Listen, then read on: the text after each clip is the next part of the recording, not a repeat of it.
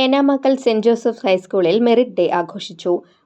പാഠ്യേതര പ്രവർത്തനങ്ങളിൽ മികവ് പുലർത്തിയവരെയും മത്സര പരീക്ഷകളിൽ വിജയം കൈവരിച്ചവരെയും വിവിധ സ്കോളർഷിപ്പുകൾ, രാജപുരസ്കാർ എന്നിവ നേടിയ വിദ്യാർത്ഥികളെയുമാണ് ആദരിച്ചത്. മുല്ലശ്ശേരി ബ്ലോക്ക് പഞ്ചായത്ത് പ്രസിഡന്റ് ക്ലെമന്റ് ഫ്രാൻസിസ് ഉദ്ഘാടനം ചെയ്തു. അതുകൊണ്ട് എന്റെ മുമ്പിലിരിക്കുന്ന വിദ്യാർത്ഥിനികളോട് എനിക്ക് പറയാനുള്ളത്, നിങ്ങൾ നന്നായി പഠിക്കണം. അധ്യാപകർ പറയുന്ന കാര്യങ്ങൾ ജീവിതത്തിൽ പകർത്തണം.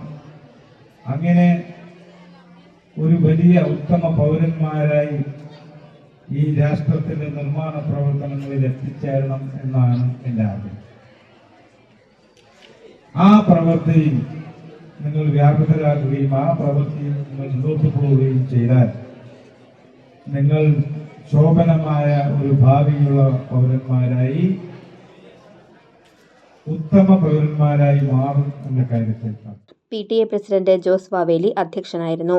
School manager father Jason Thekkumpuram, പ്രധാനാധ്യാപകൻ ജോഷി പോൾ, പഞ്ചായത്ത് അംഗം AH Faisal, PTA vice president Joby Vadakkan, വിരമിക്കുന്ന അധ്യാപകൻ Joby John, first assistant Jisy Paul, general convener KL Sophy എന്നിവർ സംസാരിച്ചു.